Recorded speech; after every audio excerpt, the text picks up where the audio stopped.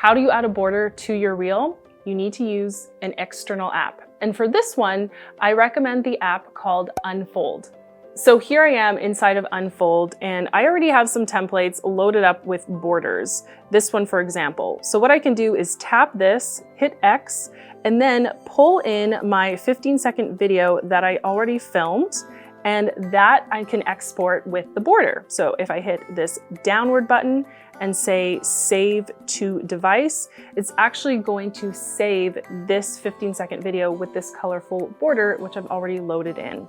Let's say you're starting from scratch with Unfold. What you're gonna do is hit the plus button down here, and you can see that with this particular design pack, I've got a couple of border options. So maybe I like this one. So what this again allows me to do is pull in the 15-second clip from my camera roll. And then the second part of the design is the border. So I can go ahead and pull something nice from my favorites. Maybe I have a graphic design or an image that I really like this one.